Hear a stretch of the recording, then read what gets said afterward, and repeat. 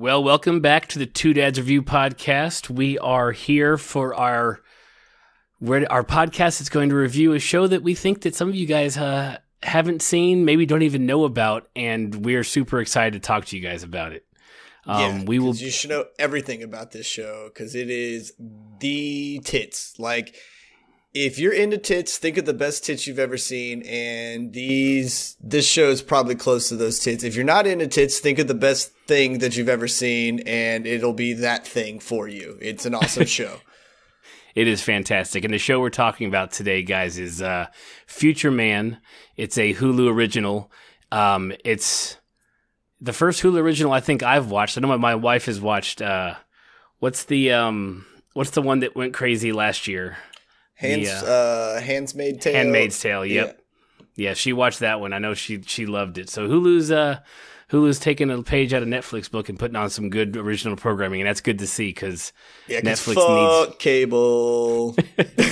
Cord cutter on the other side. So that my cord cutting buddy on the other side of the mic is Corey. Say hi to everybody, Corey. Hey everybody, how's it going? And my name is Clay, and we are the Two Dads. And so a couple things up front before we jump into this. We will, of course, do a non-spoiler portion of Future Man, and then we'll probably jump deep into the show because there's some jokes and some beats that we want to hit because there is just some great material in this 13-episode Whoever season. the writers were of this show, like, I would love to get their Twitter handles and figure it out and, like, kind of just send each one a personal thank you. Like, I don't even care if there's, like, 17 or, like, 50 writers, depending on who did what episodes and whatnot. But, like, I really, really enjoyed this show. Like, this gave me hope for television again. And it's not even really hope for television because I'm still jaded from the writer's strike beforehand, where I lost too many good television shows. And it Agreed. is and finally things like Netflix and Hulu are bringing me back into, like, actually enjoying TV again. Because you know how little TV I actually watch. Yeah, they all know because they hear about all the shit I watched and all the few things that you watch and the few other things that I make you watch. Yeah, no, the show just, I mean, there wasn't, like last week we did Punisher, and if you didn't hear the last week's Punisher review, go back and take a listen to that episode. But we get talking about Netflix shows, and you get hearing about the 8, 9, 10th episode of a 13-episode season starts to lull. There was no lull in this show. Yeah, it's a half-hour show, but they were covering some good. If you're a time traveling fan, this is the show to watch. This is some good time travel fun. Oh yeah, this is like Rules 101 and your basic, like, fantastic time travel loophole kind of jokes that you could possibly, like, have all rolled into one. So, like, even if you're not a fan of time travel, this show actually does a very funny job of explaining how time travel works. At a pretty decent way of doing it. I agree with that completely. They even called back to some of the great time travel movies, and it was just, I mean, there was such good stuff. And that was whether it was like a off the beat kind of like a major scene you remember from a movie, or them literally just saying an old movie's name, and using it in a sentence. Like, they took great care of throwing a massive amount of respect to a lot of time traveling genres, shows, everything. Like, depending if you're an alternate reality person or whatever, like, they were like, nah, man, we got you covered. We're gonna help you through this. They referenced things they didn't even, that some people, well, a lot of people would probably pick up, but they had nothing to do with time travel, and we'll get to that in a little bit. But before we go to that, we got a couple of things we want to talk about before we jump into Future Man. As always, you can catch us at twodadsreview.com. That's our Audio Boom site. I wanted to say Audio Boom out loud because they had the niceness to actually like one of my tweets, which was handy since we pay, monthly for their the ability to put our stuff up on their website. So good on them. So twodadsreview.com will take you over to the Audio Boom channel. You can find all of our podcasts there. We've got reviews of Game of Thrones. We've got reviews of Star Trek Discovery. Right now it's at its break currently. We'll pick that back up on the 8th of January, I believe, is when the next episode airs. Is that a Sunday? Sounds about right. Whatever the Sunday is, it's not. Yeah, I believe it's the 8th. We'll pick up the Star Trek Discovery episode reviews in depth. 7th. I'll warn you. 7th. 7th is a Sunday? Yeah, the 7th is Sunday. The 8th is a Monday. Got it. Which is probably when I'll watch it. More than likely. You always watch it after I do. Yeah, because I'm not dealing with that bullshit laggy ass stream that you always complain about every time it happens. So true. Yeah, I don't even watch it right at 8 o'clock anymore, or 7 or 8:30 whenever it starts up, because there's no point in it. Fuck you, CBS. All access. So we've got the Star Trek Discovery review picking back up in January. Next week, if you're listening to this podcast the week it drops, this week on Thursday night, Friday, is when Star Wars The Last Jedi hits theaters, and as you will know, as you believe, our next episode is going to be Star Wars heavy, and not just talking about Star Wars The Last Jedi. We were going to have a special guest next week. We mentioned him last week. We'll mention him again this week. We're going to have Brian J. Jones on the show next week. If you don't know who he is, get online, Google his name. He has written a book called George Lucas, A Life. It's a biography about George Lucas from the day he was born to about a year and a half ago, maybe. It goes all the way to 2015 or something, I believe, 2016. I'm about halfway through. Corey, you're about the same spot. We're going to finish it before we talk to him so we can actually, speak sound like we know what we're talking about, right? At least Cliff Note version ourselves to make sure that he thinks we know what we're talking about if we're going to cheat on it. I've highlighted some major passages. Yeah, I have. I've gone through in the book and I'm like, that seems important to remember. Well, I went through and I actually pulled up THX 1138 and American Graffiti, the movies, and I've started watching THX last week. I'm gonna finish it up here. I don't know, tomorrow, maybe tonight when I get done doing this. I don't know, because I think I caught THX 1138 like in my early 20s when I was fucking stupid. Didn't even know it existed until this book. It didn't make sense. Yeah, it didn't make sense to me. I was like, what am I watching? And I read the book and I'm like, I need to hit this again at 37. Let me see if I can get this. And the movie, especially reading about how it was made in that book, it's amazing. Like, the movie just looks amazing to knowing what he went through and George Lucas's method of making movies and it being his first. It's amazing. So, and I'm only halfway through the movie, so I'll pick it up and finish it up so I can talk about it. And American Graffiti, I'll be watching before the next podcast as well, just so I can actually talk about the movie. I've never seen American Graffiti. I knew it existed in Lucas's repertoire, but I've never watched it. Yep, neither have I. Never seen it. But like some of the stuff, I'm almost like, I'm kind of dated on. Like, I don't know if like I would have ever known about it unless I read this book. So speaking of the book, what do you think of it? Just a quick. We're going to go into the book deep next week as well as the new movie. So, just give me your overall cliff notes on how you think the book's going so far. It's cool. Like, it's interesting to me because I like historical things in general. So if you're kind of a movie buff or you're just, honestly, even if you despise the guy to that point where you're like, I'm going to know everything about this person so I can be better than them or something. I don't know. Maybe you're James Cameron and, you got like a total hatred for him. I don't know. Whatever. Like that was a good reference. Yeah. If you've already seen Future Man, you'll understand that reference. But it's just well done. Like, there's nothing boring about it.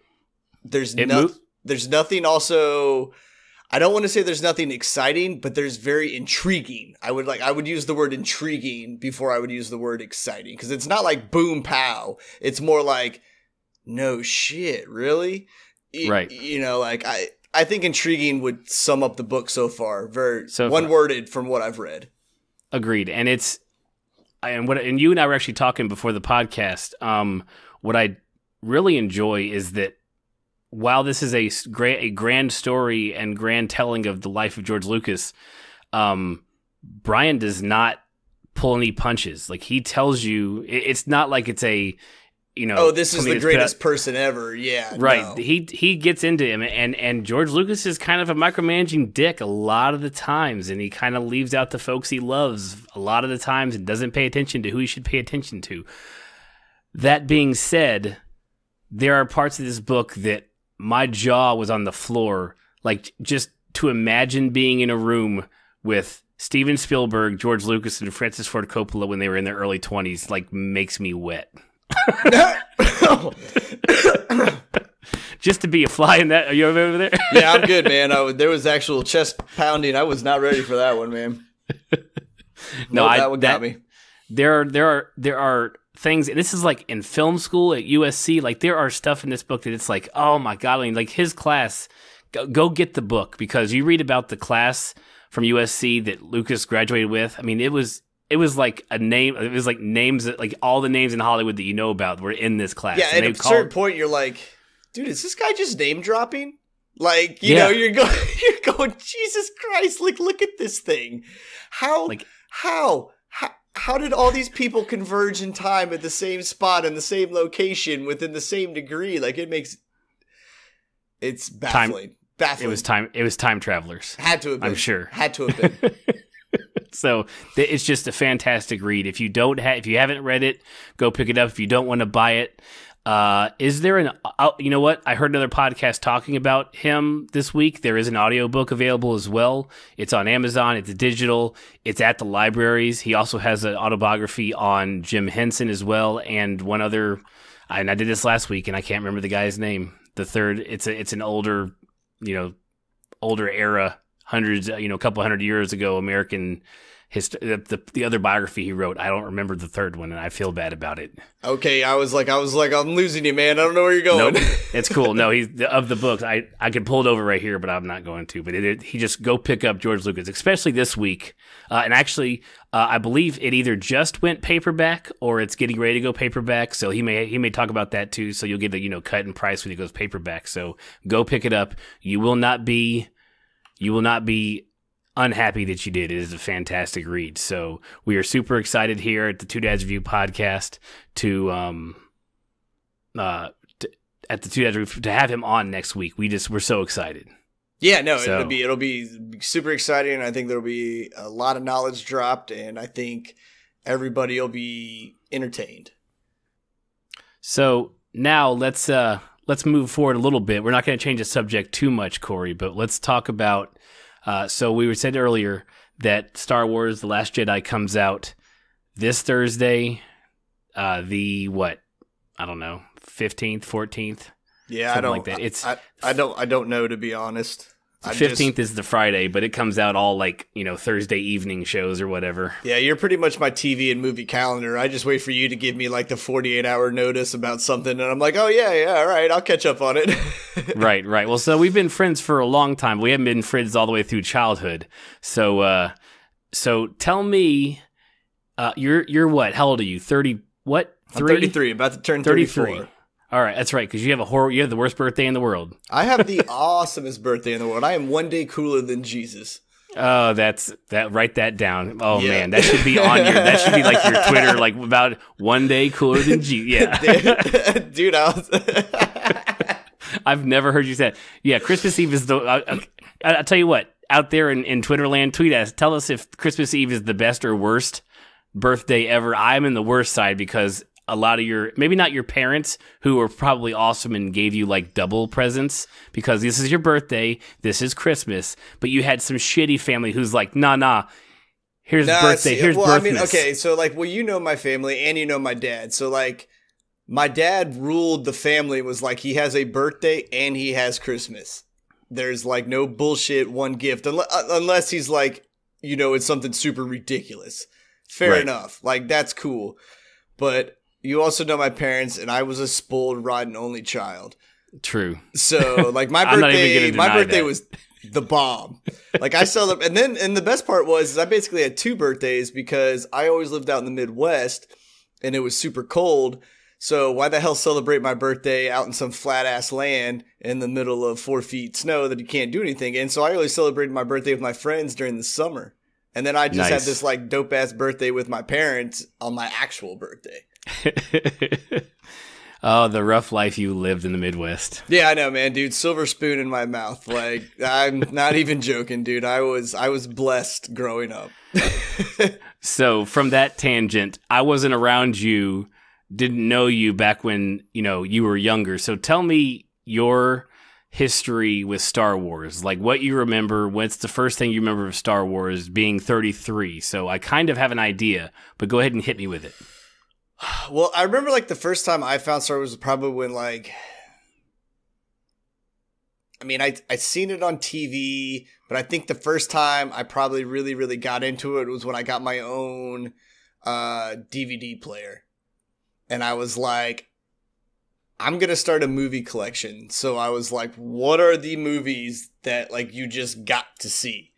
And of course, Star Wars is on that list. And that was basically that pretty much from that point, it was either I was going to be a Star Wars dude or a Trekkie dude, because I couldn't keep up with all the Trek. So I was like, all right, I'm going to be a Star Wars guy, and then in Trek stuff, I just kind of happen to be around for major moments or whatever. But like, I've never seen really any of the movies.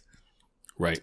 But Star Wars was just one of those movies that you watch, and no matter whether you're a boy or a girl or colorblind, like, I don't know, like, it's just a movie that hits you in so many different directions from so many different angles, whether it's the whole actual plot of the movie or whether you're just cool into the Force and the space and like, but that stuff that was brought in, like, even when I first saw it was like, holy shit, man, like, this is legit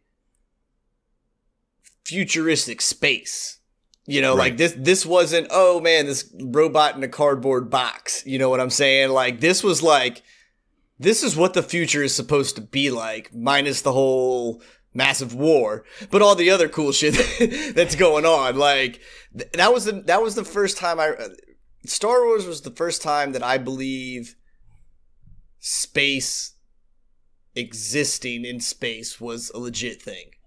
Like, right. Where we could have ships, where we could meet other planets, meet other people, and like, that's what Star Wars did to me. Right. I was like, this could be real. Yeah, I'm with you. I know that so I'm 37, so I was a little bit older, so I wasn't old enough to like remember when,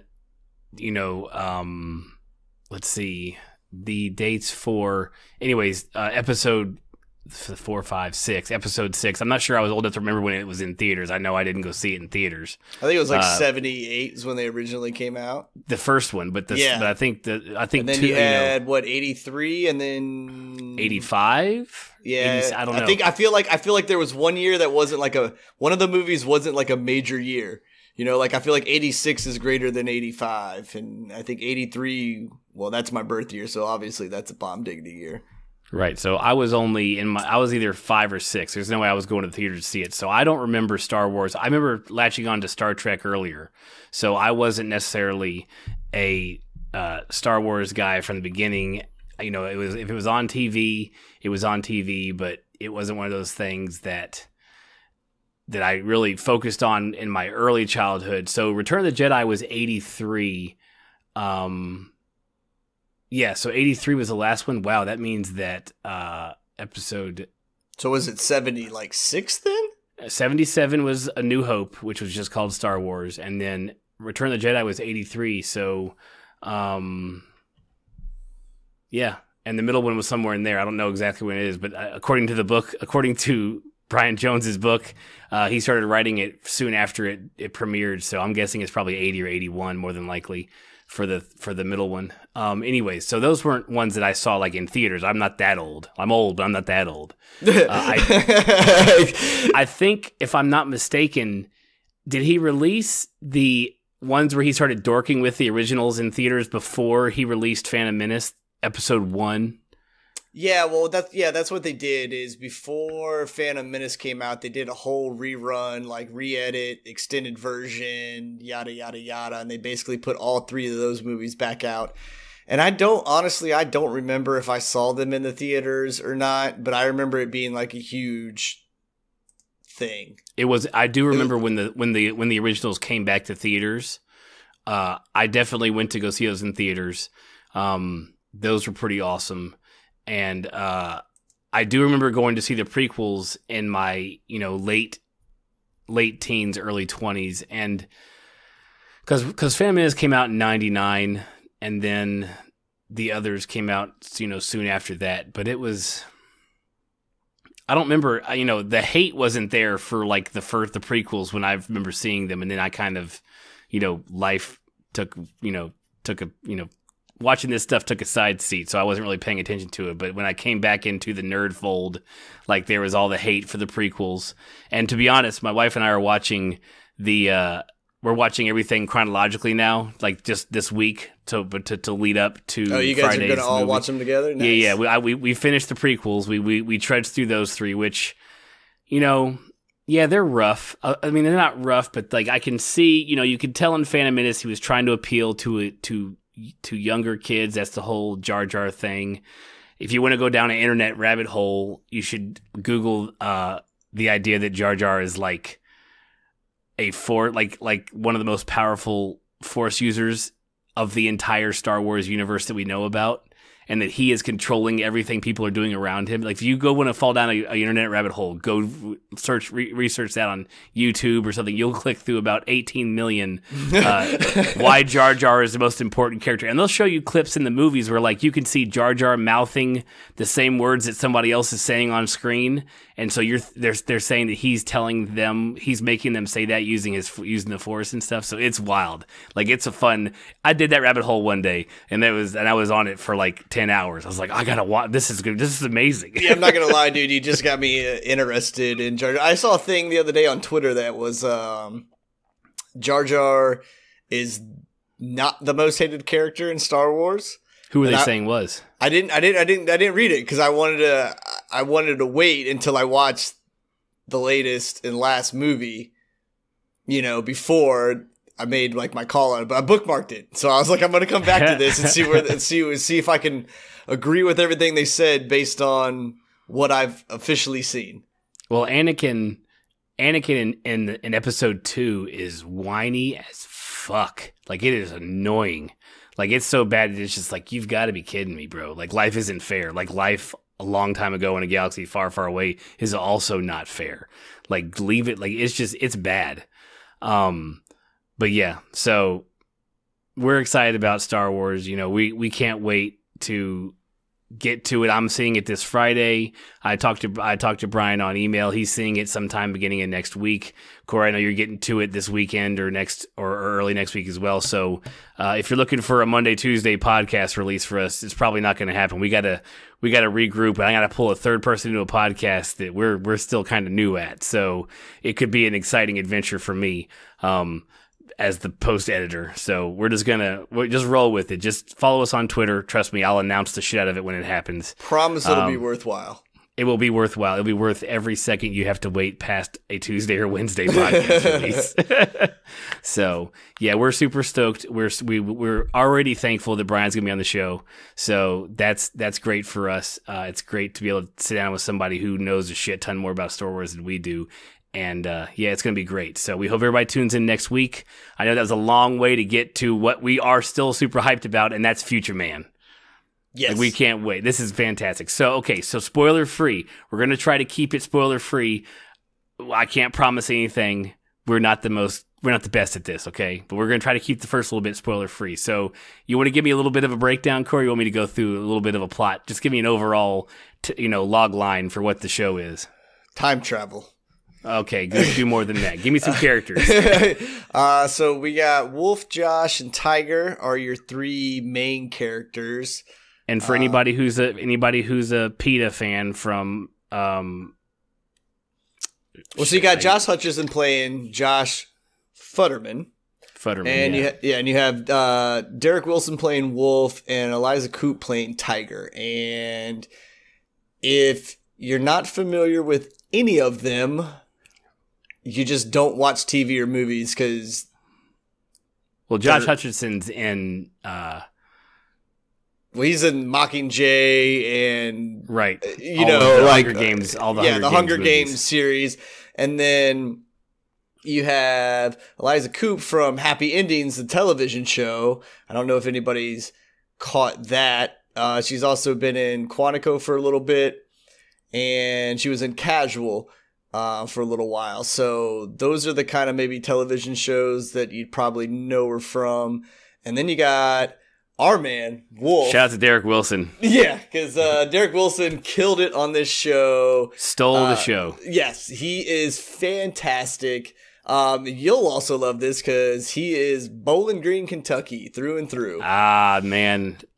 I'm drinking some bourbon right now. I feel like I'm back in the bluegrass. Wearing a Kentucky shirt after we just beat whatever team we played this weekend. Yeah, and he spotted in Preacher. Little known fact. Yes.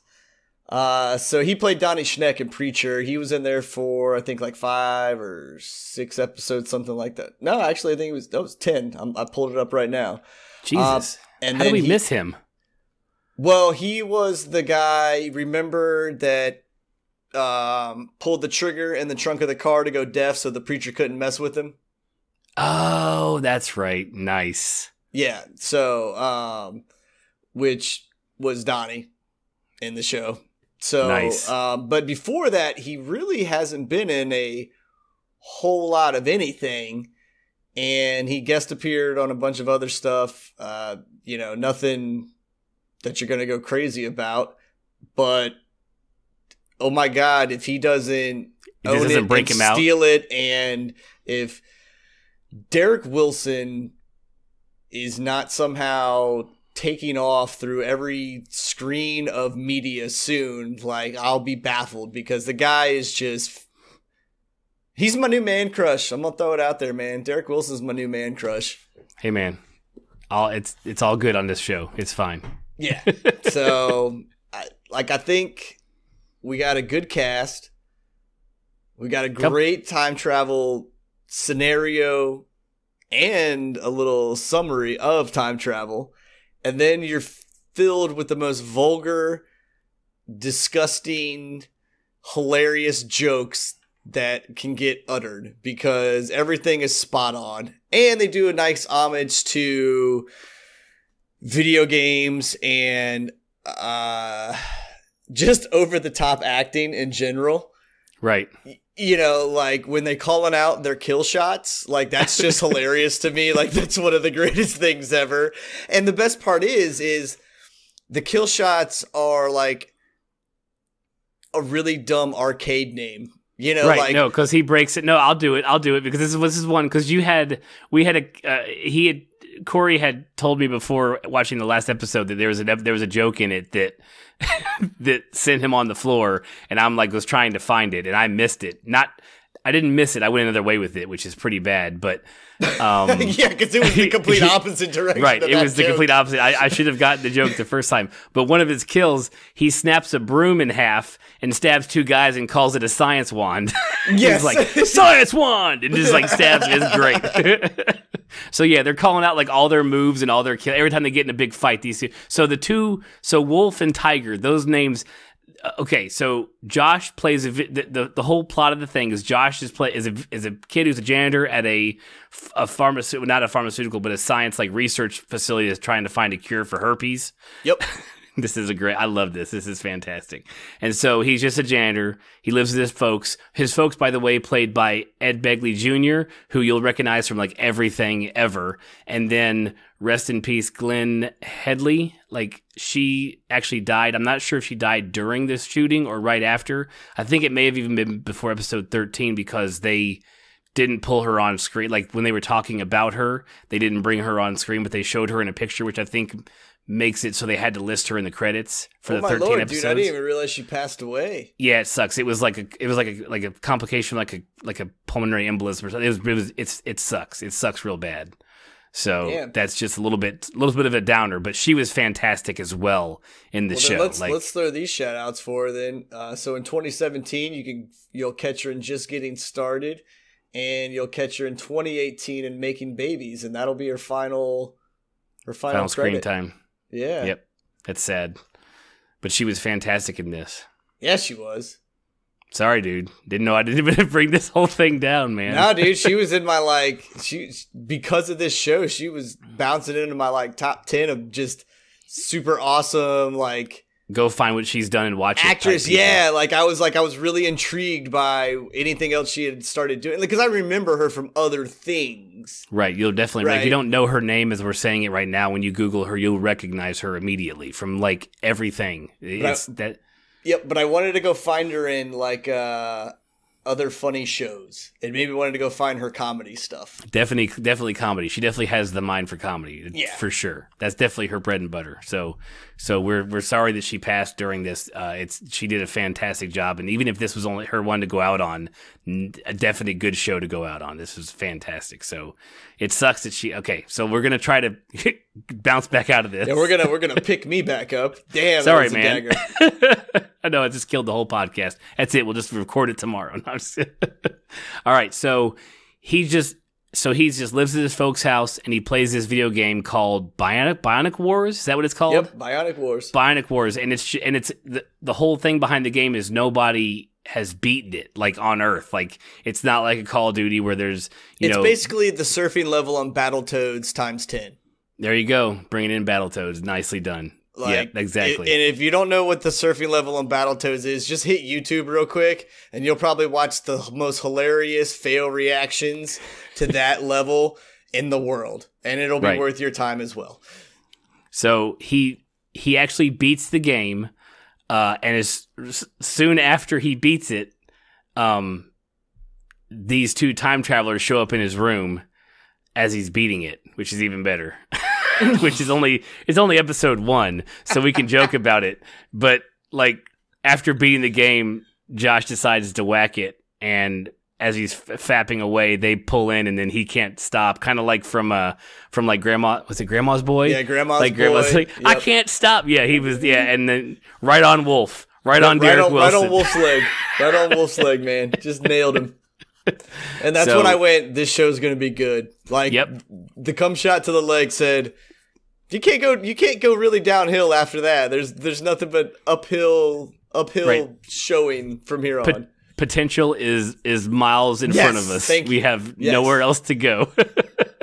So they have come back from the future. We learn that they sent this video game back into the past to find the savior because in their time, someone has created a vaccination that cures all diseases. Yeah. But in that they're part of a resistance. It's we're not going to take that because that's fucked up, and you guys are just making mindless clones out of people who don't even, who just live these perfect. We're never really sure exactly if they're the good guys or the bad guys. Especially in one of the episodes, we're like, "Are you okay?" So yeah, that was a good spin in that episode. You were like, "Oh, I don't know if they're really bad guys anymore." Shit. Right. So, and then the rest of the 12 episodes is their hijinks throughout time trying to stop what turns out to be the guy who runs the company that Josh works for, who he janitors for, Cronish Labs or whatever. So, and the rest of it is just hijinks and time travel fun and references to every decade you could want.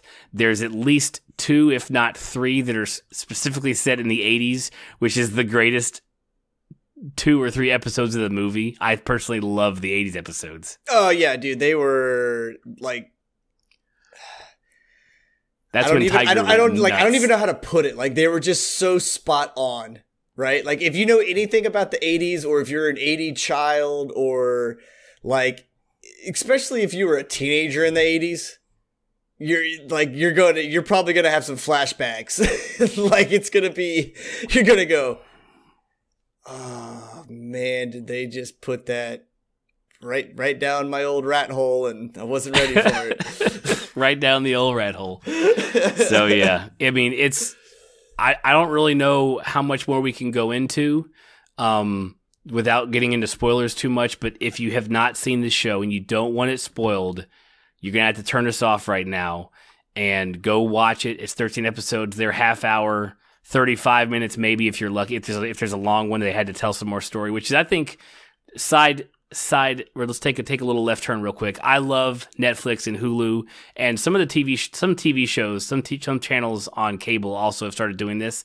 Like if I have a 65-minute show to tell you or a 35-minute show to tell you, I don't have to cut anything out. I'm just going to tell you that story, and you're going to watch the extra 5 minutes. They do it all the time on AMC, stuff like that. But I just wanted to say I love that certain shows where it's like I don't have to stick to the half-hour format. So there's a couple that aren't quite 30 minutes, but it's a great show. Turn us off. Go get your Hulu subscription. Get on there and watch Future Man. It's fantastic. That being said, let's dig a little bit deeper, Corey. Let's get into some spoilers. Okay. Let's talk a few episodes. I took a few notes just to kind of, I don't know, where do you want to start? Well, I think I think we got to start at the beginning. Okay, so we also have, but like it could be episode 1 through 3. Like, you know what I'm saying? Like you could probably combine those episodes, I feel like. I think so. Yeah, because we definitely I think episode 1 ends and they're already in 1969. They jump back to like when Cronish was in college. Right? Yeah, they immediately go okay. Obviously they go back in time, but they immediately go right back to like one of the key moments in Cronish's life because he has herpes and he's not only the doctor behind the cure, he's the face of the cure as well. Because the guy walks around for at least 6 episodes with a fucking herpes shit on his lip, like, and it's just you just stare at it the whole time. Yes, like and you can't not see it. So if you're kind of squeamish about that kind of shit, man, like. I don't know. Maybe this show will not be for you then, because he's in the show a lot, and it is something you cannot miss. Now, before we go to 1969, let's also remember that one of our supporting cast members is none other than Haley Joel Osment. That is very true. And as a man who was skinny in his younger years and portly in his older years, he's a little bit hefty, Haley Joel Osment. Yeah, but Haley Joel Osment has looked like that for a while, a decade at this point. I feel like right soon after what was it? Home Improvement? No, is that what he was the Sixth Sense kid. Yeah, that's right. Okay, wrong kid. What was he not on Home Improvement? Am I wrong? No, he was. No. You're thinking of like. Jonathan Taylor Thomas. Yeah, there you go. Why do I fucking know that? God, I'm so fucking old. I don't know, man. That's gross. JTT, man. So, I also and since we're going down character lists, they have Andre from The League on here, the guy who works at the comic shop. They do. And they have him, like he's great in every scene he's in, but like he has such a he is also a fantastic comedian in his own right on TV, and like he didn't like get a part that needed to be seen more of, but I found myself being like, fuck, I miss The League, man.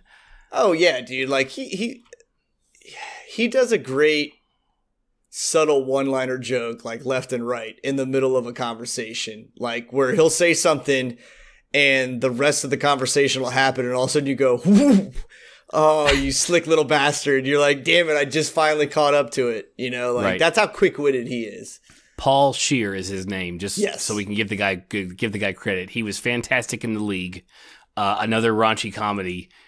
Which is fantastic. And if you're even a fan, or if you're a fan, or if you hate fantasy football, both you sides still need to watch the show. Doesn't matter. That's the show to watch for you because of exactly what the show is. It's just a bunch of guys and their wives, and the interactions around fantasy football season. It used to come out like the season would debut, like literally the same year or the same right as the season started, and it would be things happening during the actual season you're watching, so the writers were like on point for this show. I mean, it was fantastic, but we're not going there. But that guy was fantastic in the show as well.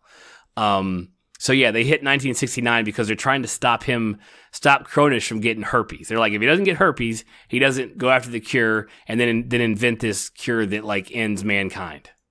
Yeah, basically. That's pretty much it. And Josh figures out from Cronish who gave him herpes, and when it happened, that's when they travel back to. Yes. and we go to Operation Cockblock, which makes the running joke, another of the running jokes for the show is them naming everything they do Operation something. Oh yeah, when you had like Operation Cockblock, and what was the other one that episode? Well, they were like they walked. Okay, the joke of it is that the party where he got herpes was at a black fraternity, and they're all white people, and they show up they're like you can have a drink, but you got to get out of here, and so they like get kicked out, and then Wolf, God love him, it was Dr. Cornish that was like, hey, no problem, man, like you guys can have, because it was the moon landing. And they were like, you can have one drink, but then you guys got to go. And then it turns out into this whole like. Well, Wolf walks outside. He's like, "We can camouflage ourselves, look like them." He's like, "All right, Operation Blackface." And yes, Josh there it is like, yes.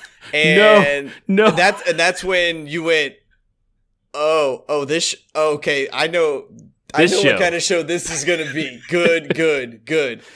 And they nailed the joke. Like they did a great job of bringing things like that to the forefront in a comedic manner. So, and like, and at no point, and I'm a single white female. Yes, you are. Yes, at no point did I feel offended by anything that was brought up. You know what I'm saying? Like they did a great job of walking that real fine line of like, hey, we're gonna bring this to your attention, and we're also gonna point out how stupid one side of the thought of it is, because we're totally on this side of it. You know, like it was nice. I like that. Agreed. Very, very true. And yes, they walked that line of comedy where it goes from being funny to being irreverent to the point of not being, you're like, I'm not even gonna laugh at that because it's not funny. It was still funny. Like it was because he's a time traveler. Right, because he's a time traveler and didn't know better, it was funny.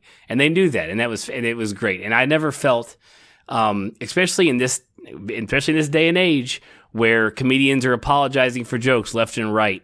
I never felt there was a joke in the entire 13 episodes that required them to be like, "Oh, hey, we're sorry." Like, no, there wasn't. This show's fantastic. It was written. There was definitely never an apology that needed to be written or stated on Twitter or anything like that. Right. So, after 1969, on their way back to the main timeline, on the way back to 2017, Josh leaves his phone, and well, actually, hold on. Josh wins the dance contest in a Spaceman outfit, pulling from the scene from Back to the Future, where he's like, Josh says, "Thank you, Michael," and starts doing the moonwalk, and especially with the moon landing, like the night that it is. Like, and there's a guy on the phone in the back he's like, "Hey Tito, you know you're looking for that song that you're looking for that song or that dance for your brother." Yeah. You're looking for that dance move for your brother Michael. Like, I'm gonna describe it for you. Yeah, that was great. He goes, "I'm gonna describe it to you." Right, because the Back to the Future scene, everybody knows that famous Back to the Future scene where the guy's calling his brother and like holds it up so he can hear listen Michael. To this, yeah, that is great. That's exactly what we're talking about. It was just fantastic. But okay, and that was the reference that we were talking earlier to the great time travel shout outs to other time travel movies and time travel shows and everything. Right. They even referenced Quantum Leap in here at one point. I know it was in like a one-liner joke. Because that was when they were talking about, we don't know if we'll ever get back, and he's like, "What do we got, a Quantum Leap thing going on now too?" Like, yeah, I mean they hit every one they could. They hit, and it was fantastic.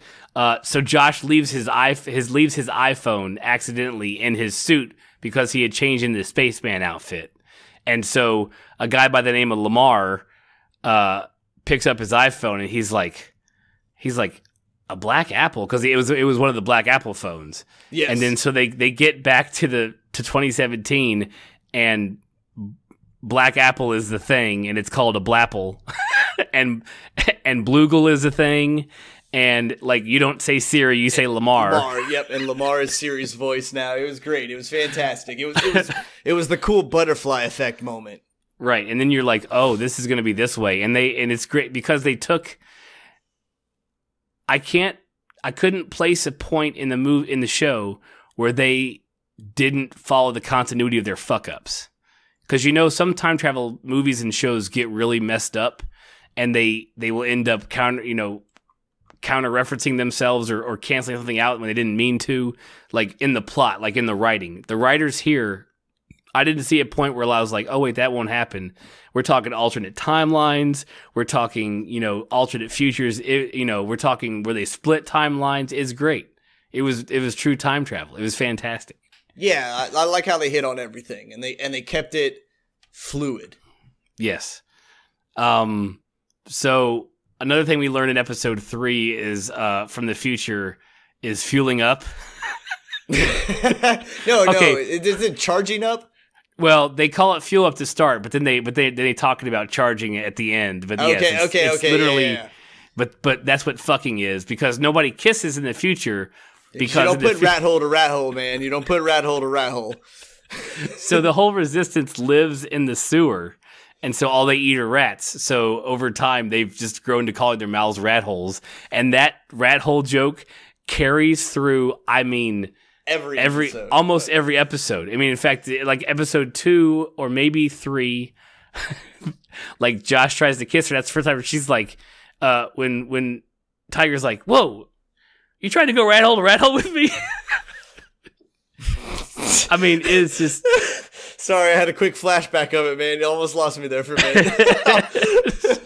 I mean, it's great, and the jokes keep going from there. I love how he like when Josh walks into the room and they're having sex, and he's like, "All right, I'm just gonna try to push through this."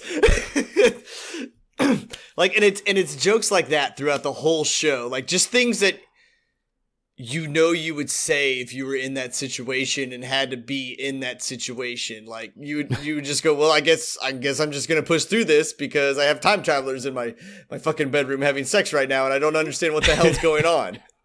Right. So something else we learned for the future is that. Of the cured people, the quote unquote enemy, they also have bionics they send back into the present time that masquerade as perfect people. Like they all look pretty, like they're all 10s, like all of them are 10s. And, yeah, everybody's a 10 in the future. Right. All the bionics are 10 to 10s. Just they live in a perfect society where Utopia. Everybody looks. Yeah. Right, and in fact. When they actually capture a bionic, she's like when she's trying to convince Josh that he's working for the wrong side, she's like, "Look at me, like I'm a 4 in the future." Yeah, right. So, but I mean, so once they get back to the main time and they figure out they haven't fixed anything and that Cronish's lab still exists, the only thing that's changed is like Cronish isn't the boss, but Haley Joel Osment is the boss now, and he's a dick, and Cronish is a little pussy and doesn't is just there because he has herpes on his lip and he's a scientist. Yeah, he's like, I'm the face of the company, but what's his face calls all the shots. Right, Jonas or whatever the guy's name was. I can't even remember now. What was it on the show? His name was, since we have the websites up, you would think he'd be near the top. Come on now, Dr. Stu Camillo. Stu Camillo was his name, Stu. So yeah, that's who Haley Joel Osment played. Yeah, so as with good comedies, there's never not a bodily fluid type joke or bodily function type joke, at least a few throughout the show. So like we have the whole party where they're trying to show who the bionics are in the show, like that work for Cronish. So they set up this whole large plot to like make Cronish balls. Yeah, that's what they're called. I was trying to think of it too. Yeah, Cronish balls. So it was literally like Chef's salty chocolate balls from pretty much from South Park. But yeah, it's something they toast with at the Christmas party. By the way, I may have to watch the Christmas episodes like every Christmas now of this show, just because it was the Christmas episodes were great. Like it was a fantastic episode. But they're going to poison them with mushrooms that aren't going to kill humans. It's going to make them like vomit all over the place, and all the bionics they won't be affected. And so during this plot line, like Josh starts getting close with one of his coworkers, who's a super hot chick, and we find out, of course. I mean, it's kind of nothing is really like whoa in the whole scheme of the plot. But it was kind of like, oh yeah, she's definitely like the fact that he's getting on with her good means she's definitely a bionic. Yeah, like, I was almost a little bitter. Like, I knew it was going to happen, but I was still bitter. Like, once I realized it, I was like, oh man, I really thought Josh was gonna kind of like have this girl here for this show. Like, you know what I'm saying? Like, I thought she would die eventually, but like season 2. You know? But thinking of the rest of the season though, she would have had no place in the season after her part. Like, if she had been like the tag along 4th person of the group, it would have been Rocky, I believe. I think she wouldn't have helped. She'd have been standing around a lot and not doing much. She served a much bigger purpose by showing us, you know, all the Bionics. The only part that made me ensure that like the Bionics were the bad guys is they still implant like a bomb in everybody's fucking neck that like comes back to the past. They will blow their heads up so they can't like, you know, interrogate them or whatever. I figured it would have been the part where they were like, no, we're going to just sterilize the humans that refused to take the thing and realize that, like, also the bad guy thing. Yeah, that's kind of like the government telling you, like, what to do and when to go to bed. And you know what? Fuck that shit, because I'm not going to be part of that. Right. That, in fact, Wolf and Tiger mentioned they are the youngest people in their resistance. Like, they are the youngest. Everybody else is older, and there's no one's having kids anymore.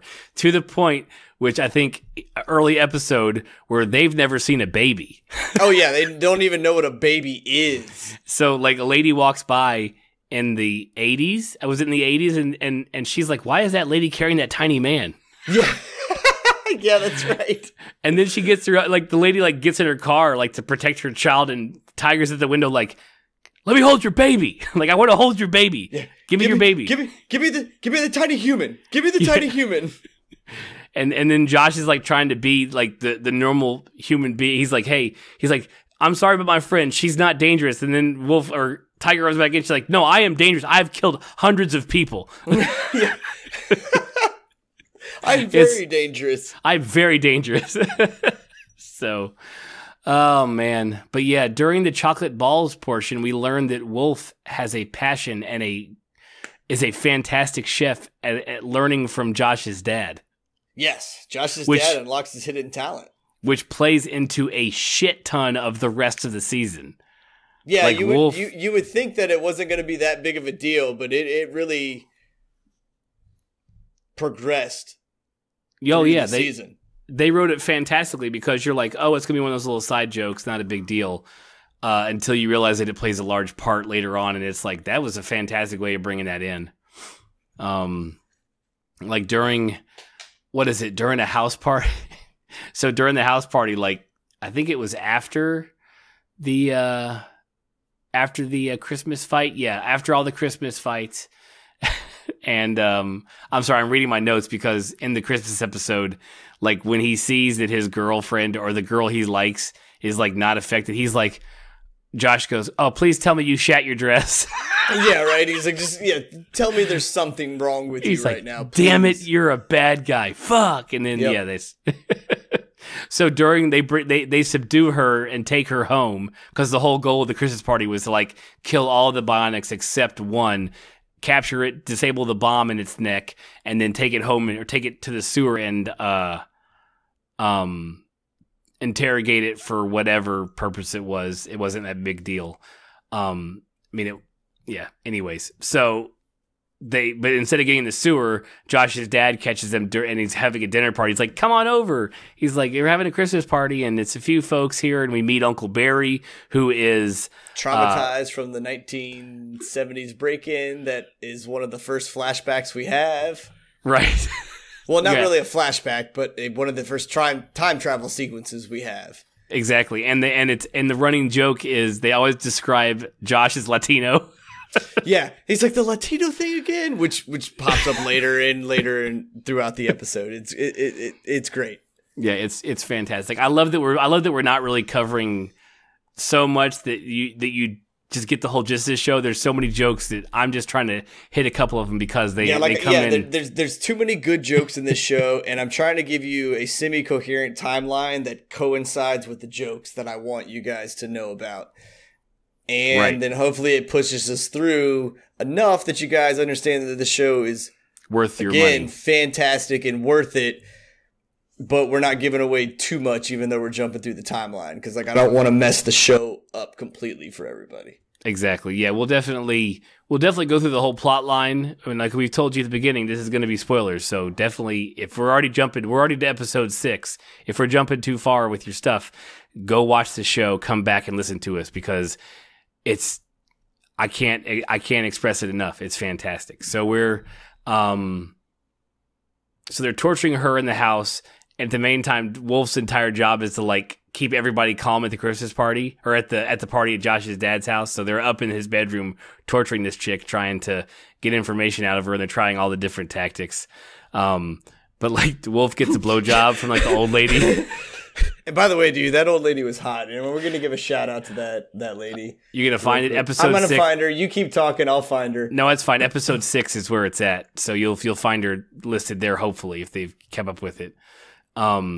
But on top of her, the guy who plays Uncle Barry is from Anchorman, and I can't think of his character's name, but it's the sportscaster from Anchorman.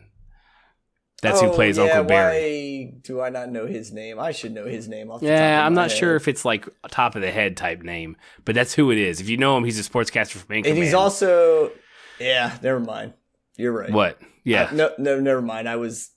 Doesn't matter what I was about to say. It's stupid and wrong. Well, he's one of those comedians who plays the same character. He is playing his comedic style. It carries through anything he's in, which is fine because he's so fucking hilarious. So he plays literally he is himself pretty much when he plays anybody in a show. And so his character from Anchorman, if you liked his comedy there, you'll like his small portion in Future Man. Only a little more drunken. Yeah. Well, yeah, to a certain extent, but yes, he definitely was great in this show. You find her name, but we learn before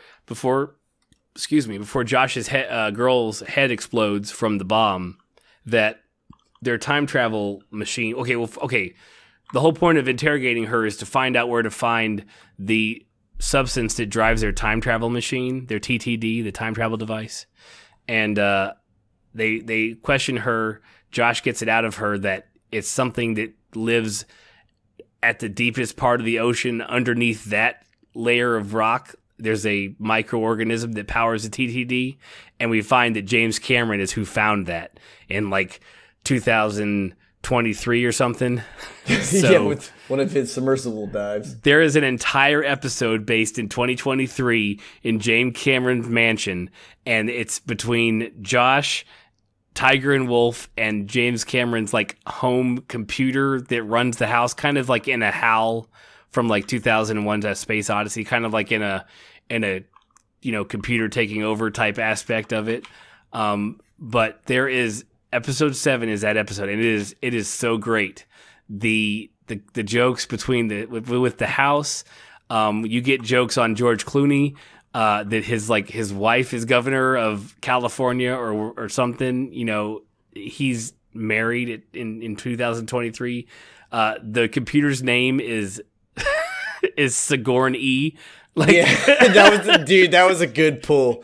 It was awesome. Everything you had to, and I'll tell you what, of all the episodes, like when there was like throwbacks and stuff, there was so much James Cameron shit thrown into that episode that I was almost like overwhelmed, like trying to realize that almost every line in that episode was a joke on James Cameron or his movies or something.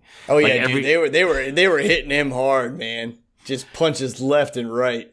It was it was great. I can't say fantastic anymore. That's just going to sound monotonous as folks listen to this, but it was great. There's so many jokes. There's jokes on Avatar. There's jokes on the fucking door from Titanic. Wolf is like sitting on it, like he's locked in a room by the computer. He's having his heart to heart with the computer, like laying on the door. And one of her comments is like, that, that's as certain as there's only room for one person on the door. And he's like, what the fuck are you talking about? There's all kinds of room here. Yeah. This door's huge. You can easily fit 2 people on this door. Oh man, just so good. And then they have to do CPR, like, and I love a good like fake throw up like noise, like a good like the good that, like I love that in comedy. And like where they have to do a CPR on Josh, where she has to go and do rat hole to rat hole on him. Oh yeah, well, dude, like she pukes and then Wolf's over there like going. Yeah, he's doing the dry like doing these massive dry heaves. That's probably the episode that I laughed the most at was episode 7. I laughed at all of them, but that one just had me in tears for most of it. Just all the James Cameron jokes. Every time she referenced every time she referenced him, she's like shit. I lost it now. Something about black belt. The honorary black belt, James Cameron. Like there's always like a title to his name before she said his name. And it was just it was great. Oh yeah, she was like, the ever prestigious James Cameron will be arriving in 19 minutes. You know, like it was always some massive title for the dude. Right. The multi-talented James Cameron. Yeah, exactly. Oh man. So they get the sample of the stuff that runs the TTD from James Cameron's house. They manage to, Wolf has and being a comedy show and them writing in like an emotional part where you realize he's overselling the sadness, but like Wolf has to shut down the computer. And like that scene, like I was like, I know this is funny because it's a comedy, but like, I'm like, well done, dude, you sir. genuinely felt bad for that fucking computer. I know. She was like, you have to shut me down. Like I'm in hell. Like you have to shut me down. And Wolf shuts her down. And like her and Wolf's conversation is emotional. And I didn't tear up, but I was like, this is fucking fantastic. Do you think that was like an homage to that movie, Her, whatever it was? Is that with Joaquin Phoenix? No. Yeah. Yes? You think that was kind of like a joke on that a little bit, or do you just think that's how that played out? I'm going to pull a Corey right now and go, I haven't seen Her. I know of it. Nor have I. I've only seen the scene where his forehead wrinkles, and it's the best acting scene in the world. And I don't know. Oh, okay. Well, then there's a scene in the movie. We're going to just totally go off topic here, where Joaquin Phoenix's forehead wrinkles and it keeps moving. And so they zoom in on it while he's talking, and it looks like the forehead is the saddest thing on the screen. Like you have to YouTube it and watch it. I'll look it's at hilarious. it now. I'll look it up when we're done talking. I will. Now you've got me hooked. I do know of the movie. I do know that it's supposed to be really great. I just have not seen it yet. Too much TV to watch. I can't. I know. You got to pick one or the other, and I'm kind of straddling the line, and it's going towards TV right now. I hope the TV kind of. I feel like there wasn't that much good TV on back in the day, but right now there's a lot of good stuff on TV. They're letting a lot more things that come through their good television. So yeah, any TV that's like after 9 o'clock is pretty like ballsy right now. Like it's awesome. Right. I do love that, like AMC. Another one, like there's just fucks everywhere, like all over it. Oh, we were watching on FX. We were watching American Horror Story, and it's just fuck this, fuck that, right? Fuck it. I mean, truthfully, but TVMA should be the equivalent of an R. I believe that completely. If you're gonna rate it, you should really. I don't know why they just don't rate TV and movie the same thing. Just give me the same rating scale. Yeah. G, PG, PG-13, like you're either gonna buy your kid the ticket to go into the movie, or you're gonna let them watch it at home. Like, what's the difference? Right. Well, exactly. Well, I mean, other than the fact that the kid can turn the TV on himself, but you know what, man? Be better parents. Yes. Yeah. We judge you. We sit here behind our mics and judge you. That's right. Yeah, that's right. Be better parents. As every good parent does. Yeah, we judge all the other parents. My kid's also never been sick. I have 2. I don't know why I only reference 1. Right? Yeah. If you, so we'll tell a kid story. So if you follow Twitter, Corey and I had to go to we both work at the same company, and we had to go to our Christmas party this on Saturday. And you would think that after, especially me and my wife, who don't go out a lot with 3 kids, like, if her and I were drinking and then got home, one of us would be the one that was hanging over the toilet all night, but it was not either of us. It was my son, who's 4, and like caught some viral something and shit like 3 times and then vomited everywhere. And it's like, why am I up at 4:30 with you, dude? Like, I'm so sorry. Like when you hear, you're Dad, like, I want to be your dad, but at the same time, like I also just want to sleep. And right now, sleeping's winning. Yeah, well, not when the monitor, because my kids all have the monitor, you know, the camera in their room. Like over the monitor, you hear, Daddy, this is yucky. I'm like, oh no. Oh yeah, dude, that's like a roulette wheel of what disgusting thing am I about to walk into. Right. There's a couple ends of things it could be. Thank God it was just throw up everywhere in the house, everywhere in his room, as opposed to like the other end. Because at that point, I'm like, no, I'm good, son. Like, I can't. You're going to have to go get in the shower. I'm just going to hose you down outside, bro. Seriously, just pull the second head down and just spray them down, man. You gotta clean yourselves up. We're just going to squish that down the drain, bro. Just come on. Let's go.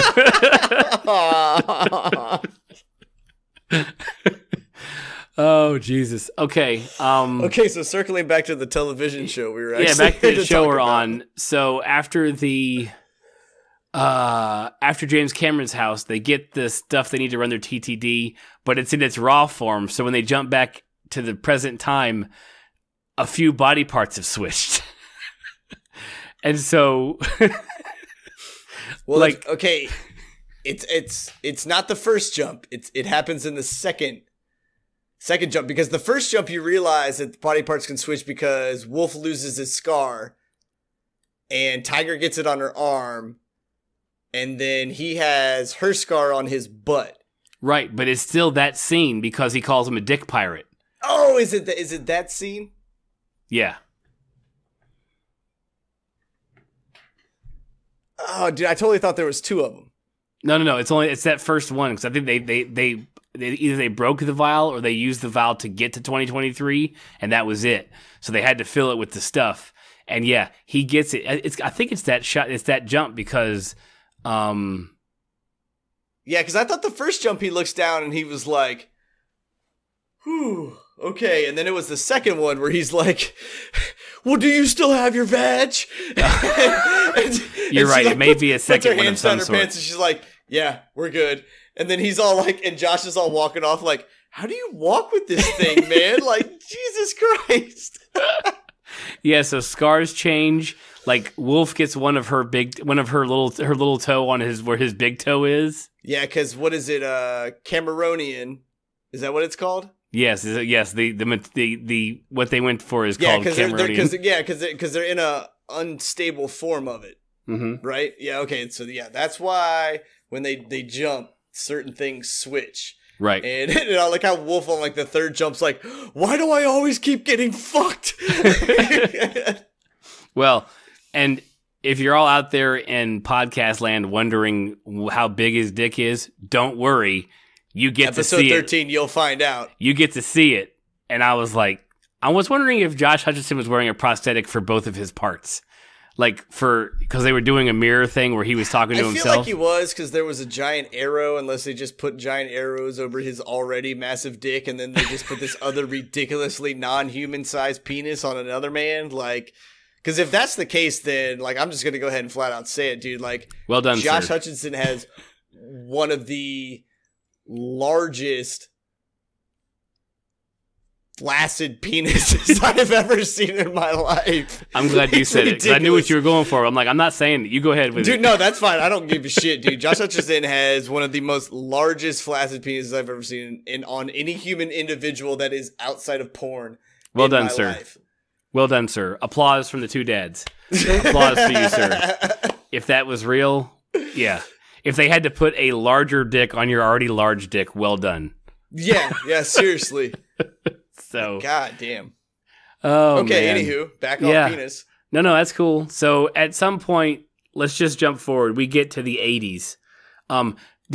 Was the 80s episode like, was there a blur around the outside of the TV screen like an 80s show? Did you notice that?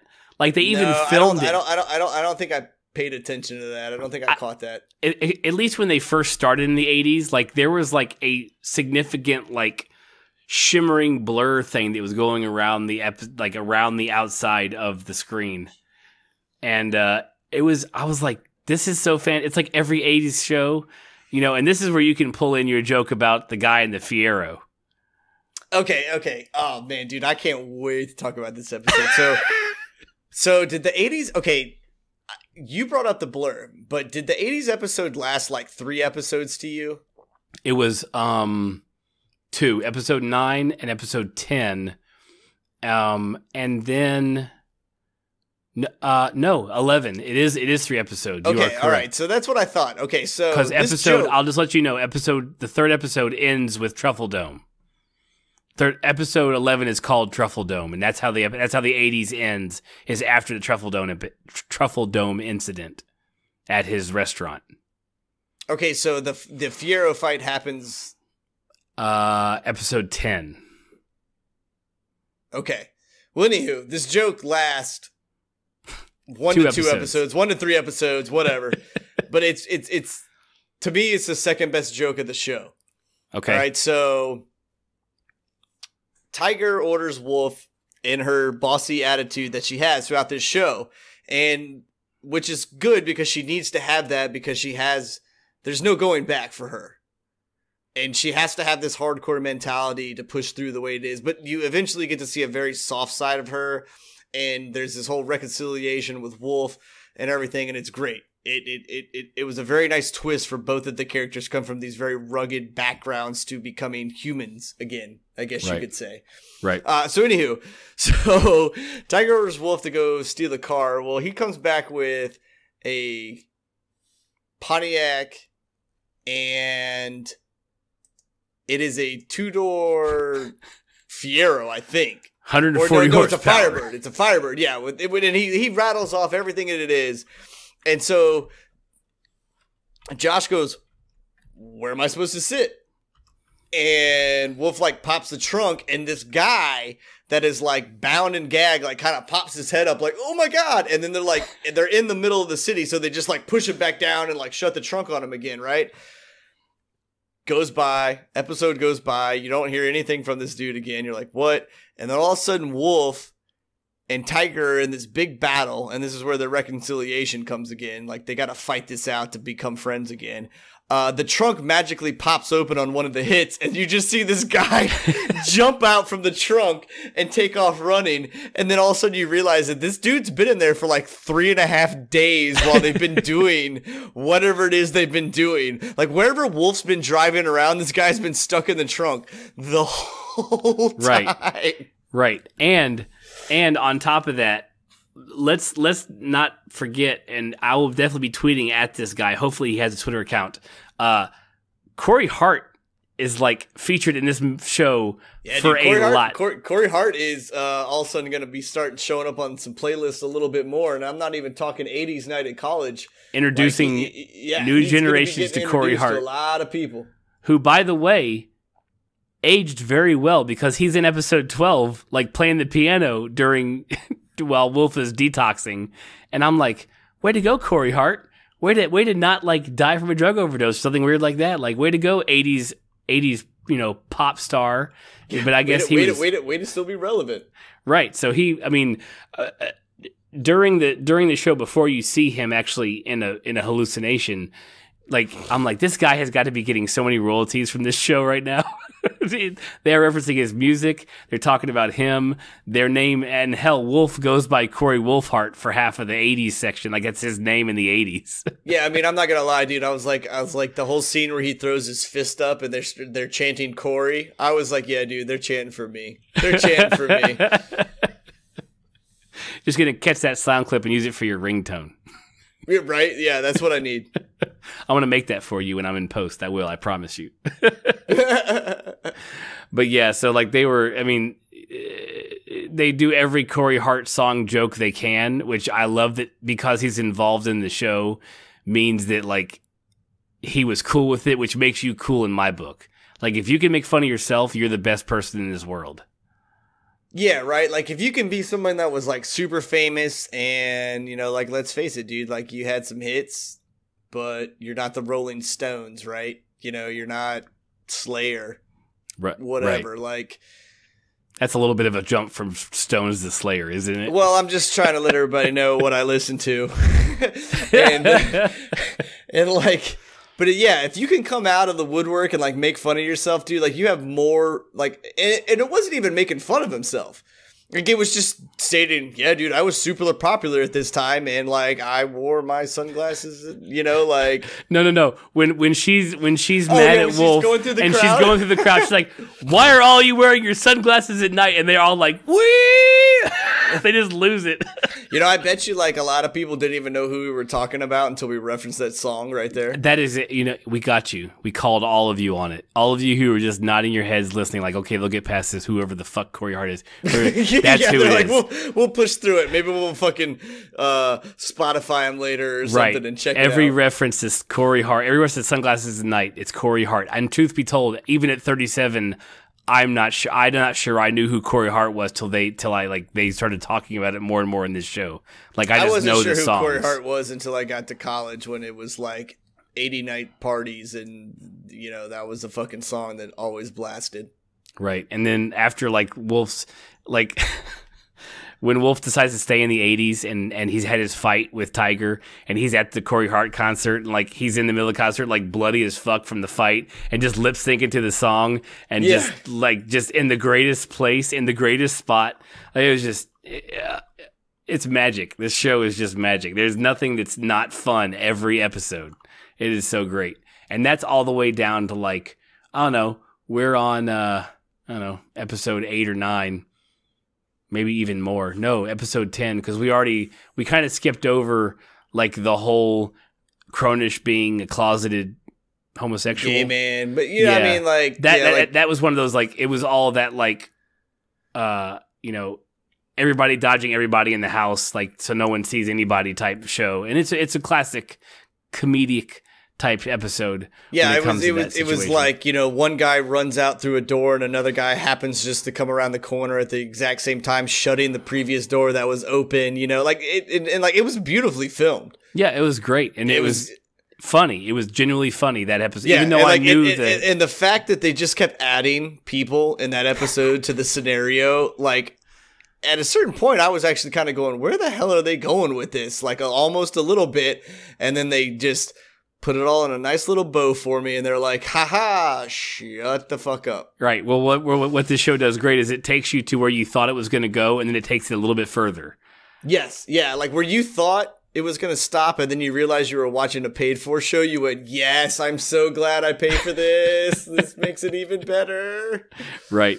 So they travel back to the present time, I believe.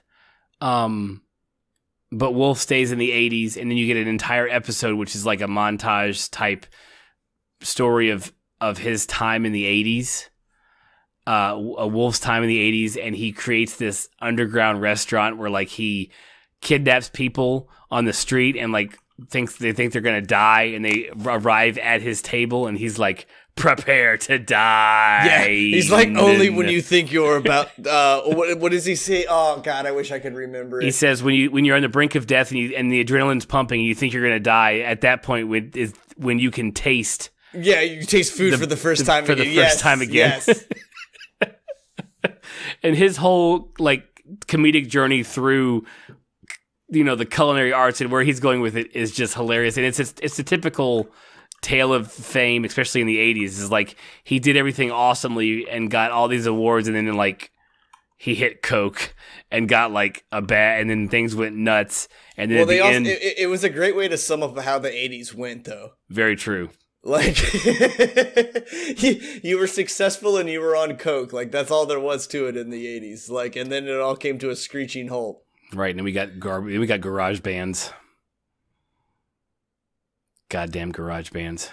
I was waiting for you to throw a little something else in there too. And I was like, I'm not saying anything because I know he's about to be like, yeah, dude, these motherfuckers from 1922. I tell you, in my best clenched teeth, 1922. Yep, I was waiting for it. Man. I was waiting for it. And goddamn garage bands and their fucking Green Day and their 3 fucking chords. Yeah, I can't do it. It's just, yeah, it was. Go back and listen to our 1922. Go watch that movie on Netflix. It's fantastic. We did a review on it as well a few episodes back. So, all right. So just kind of to round out, nothing has worked for like 12 episodes. Nothing continues to work. When they get back from one of their time travels, Josh is actually like rich, and he's like I guess he does. I guess at one point they referenced the fact that he like designs games. So he never played Bionic Wars, and he became like a game designer and got rich and like has this whole posse, but nobody's really his friend. Like they were taught, like Yeah, he thought everybody there that was hanging out with him was like his peoples, but he realized that he just owned everybody and he was a big dick and fucking no one liked him, and like he even ran his parents out of their own Futterman home, as he always says, you know, like that was a Futterman house.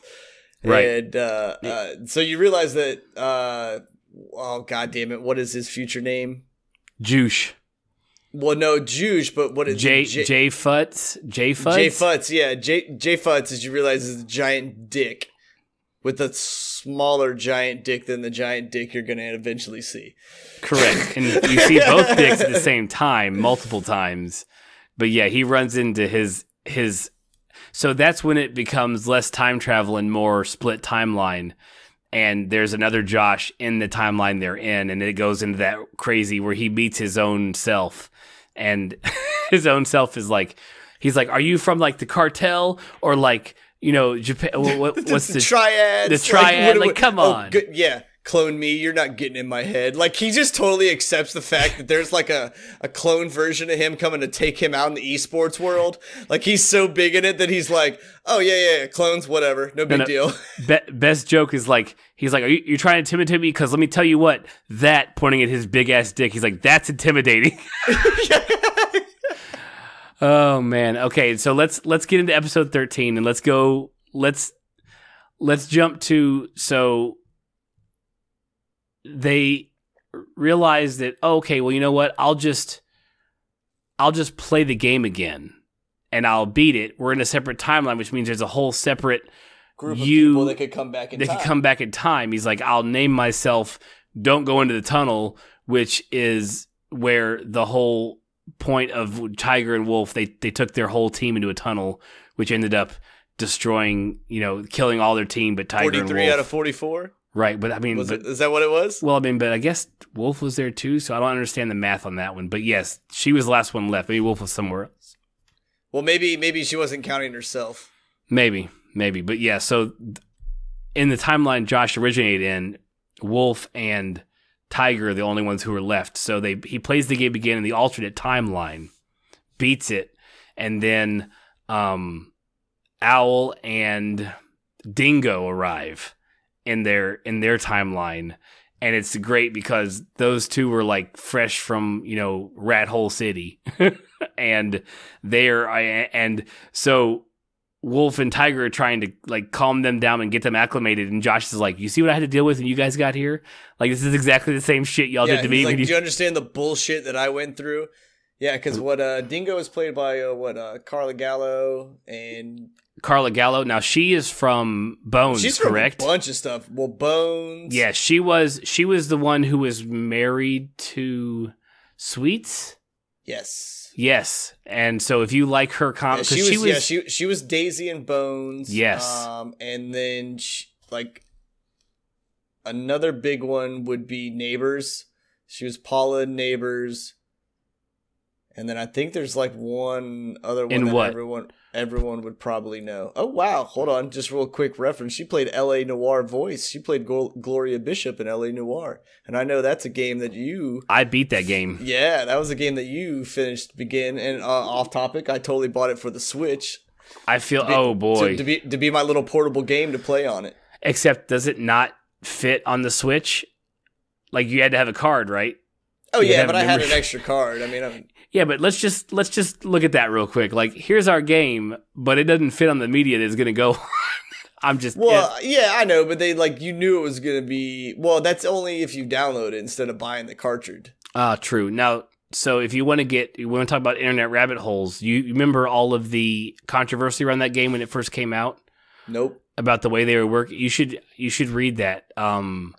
There were some lawsuits and stuff from the developers because they were working like 22-hour days. Oh yeah, and, remember all that shit. Like they fucked those people up hard. Like they did not give a shit about their employees when it came to making that game. And it is. And sorry, gonna totally cut you off. That's cool. But Carla Gallo, I remember her from Californication as Daisy. So she played Daisy in 2 shows? Yes. Do we think that she's the same? Daisy and. She was. Well, no, she's played. Is her character like a munch Is she like a Munch from SVU, like from Law and Order, like has crossed over from like 18 shows? Okay, well here, hold on real quick. She played Daisy Wick in Bones. She played Daisy Wick in Rosewood. What? Have we just uncovered an internet plot that nobody knows about? I don't know. We may have. We've done What's her name? Now we're all Googling. It's okay. You guys can hang on here because we're going to Google this shit because we may have Carla Gallo. Carla Gallo. Okay. Yeah, Daisy Wick and Bones, Daisy Wick and Rosewood. Is she Daisy Wick in Californication too? Or just Daisy?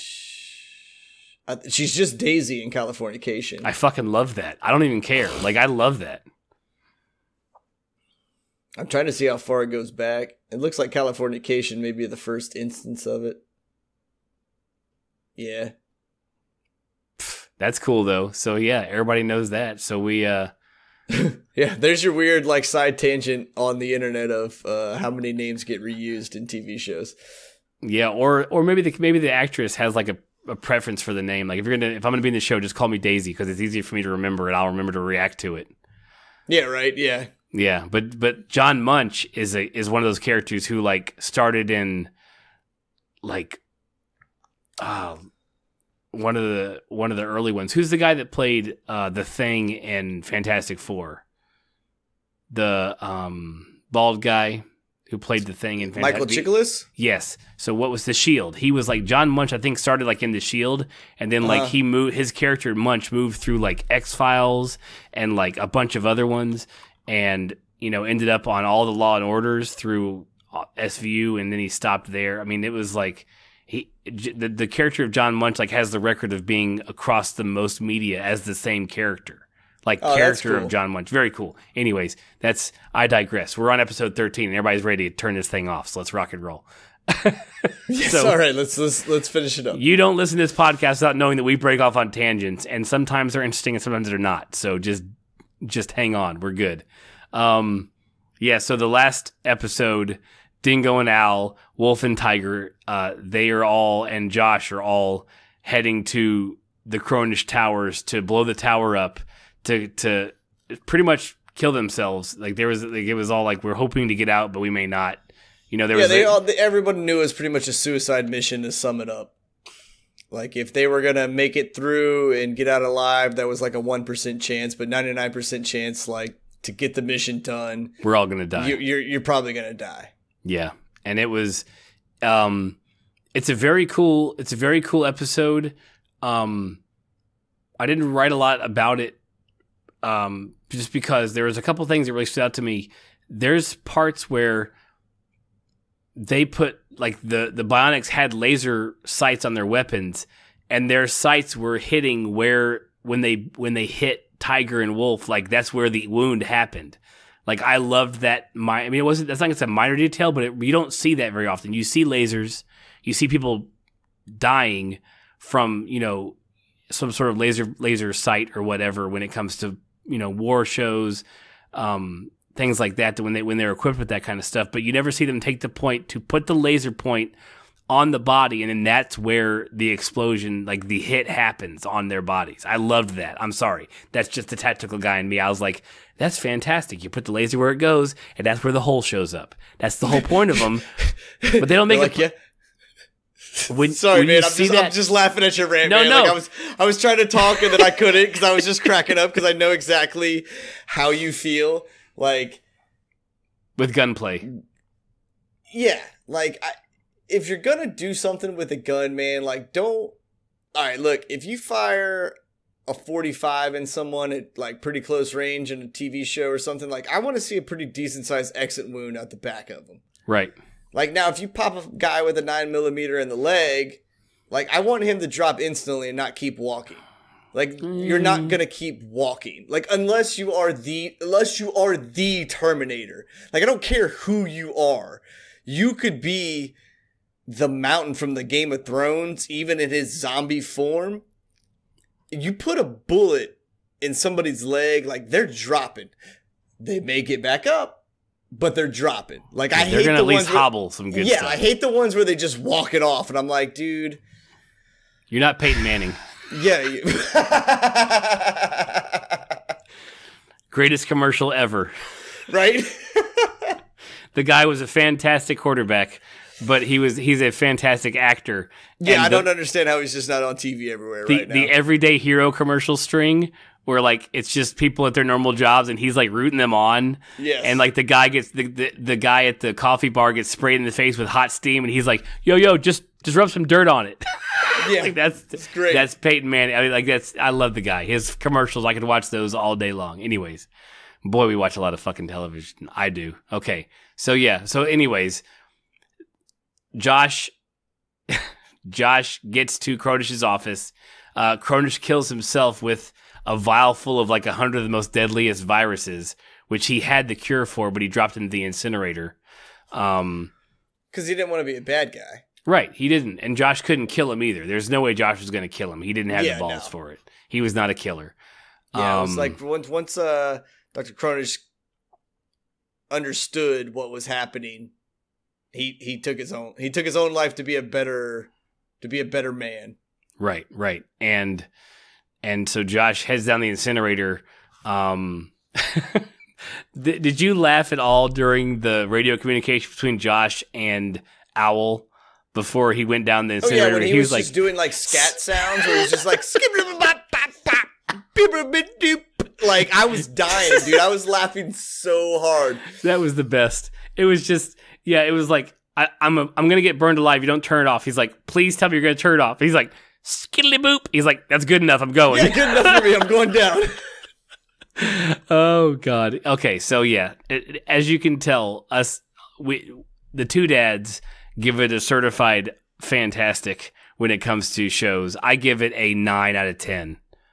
Corey, what's your score for it? I honestly, man, I'd give it a 9.8. There you go. It's not perfect, but damn well close. Yeah, like I mean, I'm never gonna give anything a 10. Nope.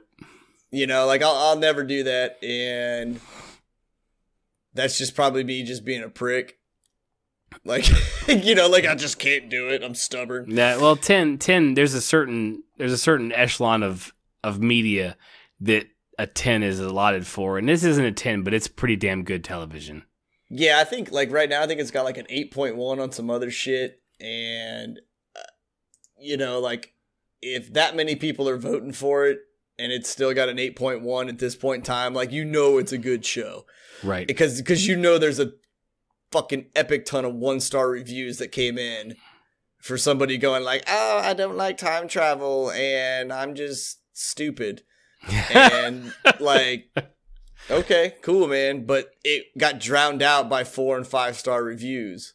Right. You know, like that's like, this is a good show. Right. We had this conversation pretty much during our Justice League podcast, why people hate on it so much. I even titled the episode like "Why the Critics Are Stupid." Because right, like okay, so we finished up Future Man. If you've come here just for the Future Man review, thank you so much for joining us. But I'm going to talk about Justice League for a second because a few things happened this week that I read a little bit about. Did you see that they are considering it a box office flop with $500 million? Did you see that in the media this week? No, I don't know how you could be at a box office flop with $500 million. Because Avengers and Guardians of the Galaxy and shit made $1 billion by a certain timeline. Like this one hasn't done it. So they're talking this. We may have seen our last Ben Affleck as Batman. We may have seen our last. The only person who we know is going to carry over is Wonder Woman because Gal Gadot is fantastic. Everybody loves her. You can't hate. You We're can't. thinking they're getting rid of Aquaman too. I think Momoa is okay as well, and Flash is okay. I was gonna say like.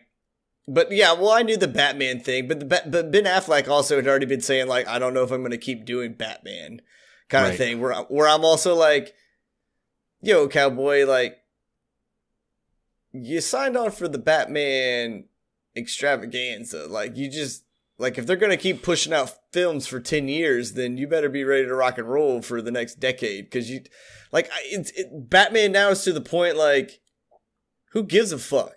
Because after every movie, it's going to be a new goddamn Batman. Like, I'm not going to get into any continuity with it. Like, or I'm going to get a Batman in this realm, and then I'm going to get this other Batman.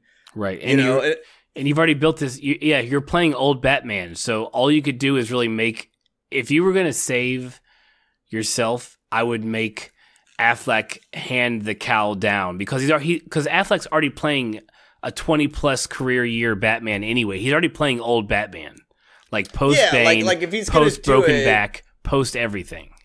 Like he's old, so he should definitely. If they're going to not just, I just feel like it's all about the dollars and cents, and that's what makes me so angry. And like even reading the book, Brian Jones's book, George Lucas's book, it's about like what when money drives everything, it fucks it all up. Yeah, good pullback, by the way. Like I'm very impressed by it. Very impressed by it. Like I was gonna keep talking, but then I was like, you know what? The credit needs to be due. That was the good. Hey, we've been talking about time travel. I'm gonna circle all the way back to the beginning for you guys. Like, and I don't know if you meant to do that on purpose, but I'm gonna call it out like that, and that's how it. Well, that drives a lot of the half of the book I've read so far is George Lucas's despise of production companies, of Fox, of the big companies that put the movies out. They have nothing to do with the creation of the movie except putting it out, and you get half the money. Like, fuck you. Oh, yeah. Well, I mean, that's why Lucasfilms was made, because he was like, fuck all of them. You know, right, I'll just do it my goddamn self. Yeah, I'm going to do it myself. But speaking of the Batmans aging the way they are, like, I would love for them to introduce Terry McGinnis. Who's Terry McGinnis? Okay, so in Batman, there's a sequence called Batman Beyond. Okay. Where Batman's old and he has like sentry drones monitoring the city. Like basically they're like Batbots. Okay. But he, for the lack of a better part, incorporates a new person. And Terry McGinnis takes over as the actual Batman. Okay. And you have like Nightwing is still out there, but even Nightwing's older. Right, like, Nightwing, if everybody doesn't know, is Robin. Yeah, when Robin grows up. But yeah, Terry McGinnis actually takes over as the Batman. Right. And it would be cool for them to introduce... I don't know if they can do it in Justice League, because in Batman Beyond, I don't know if like there's any because it's so far in the future, like even the Joker's quote-unquote dead. You know, like it's... But it would be cool if they found a way to do that. Exactly. Especially if Ben Affleck's going to be old Batman. Right. I mean, let's not kid ourselves. Ben Affleck is in his late 30s. He's our age, if not in his 40s, I believe. So, I mean, he can't do this forever anyways when it comes to production times and how long it takes to get a movie out. And so he's not going to be around. He was never going to be the Batman forever, but we've definitely seen him for 2 movies. And I just... If they're already calling Justice League a flop, like you just started it. Like you just gave all the DC fans what they wanted, and first and foremost, all the DC fans are just excited to see a Justice League movie. Yeah, like I mean, like the only people that are writing about it being shit are people who are either miserable in their own lives, and all they do is write about being fucking shit and miserable. Or it's some up critic that like only likes weird avant-garde fucking black and movies. White, you know, like backwards bullshit movies that make no fucking sense. Right.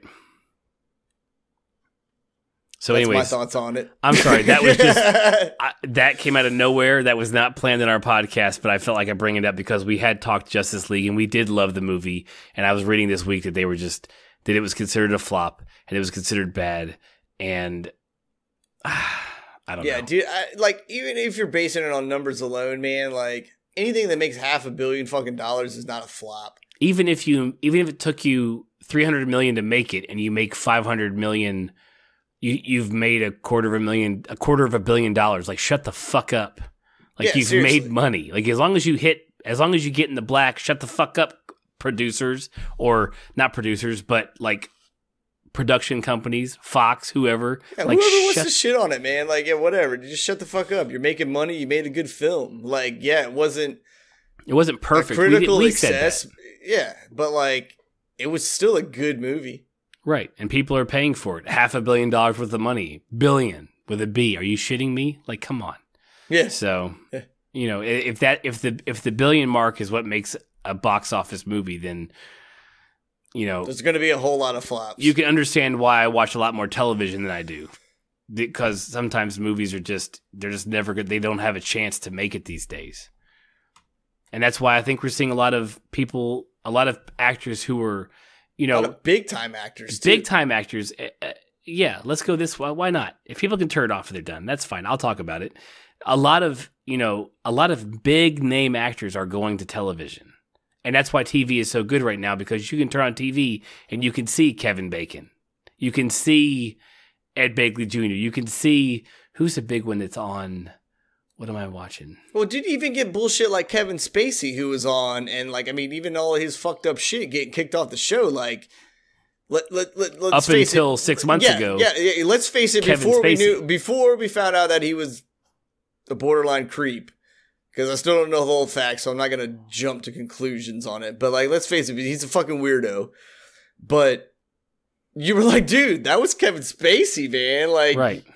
Well, before you found out he was a bad dude, that's a fucking huge-ass name to have on your show. Well, look at Lorca on Star Trek Discovery. He's from the Harry Potter franchise. He's a big movie guy, and he's on TV. He's on a streaming service, like not even like mainstream television. I mean, so these, you know, man, you're getting like HBO actors that move in, like you're getting a great plethora of talented actors. I mean, like we talked about this earlier. Fucking Wolf's character, man. He started acting in 2008, I think, when we tried to find him and like look this up. Like we couldn't find him for anything until 2008 is when he fucking started, I think it was. Right. And like he's a fantastic actor. Mm-hmm. Like there's just people coming out of the woodwork, especially with Netflix and Hulu offering these other avenues for people that aren't Fox. You know, right. Time Warner, like fucking, even big indie companies. I mean, I don't even know if they're an indie company, but like Ghost House that makes nothing but horror films. Like, you're getting some pretty legit actors in these slasher type flicks now. Right. Like, there's just a lot of good people out there. Well, look, you had Chris Hemsworth in Cabin in the Woods, right? Yeah.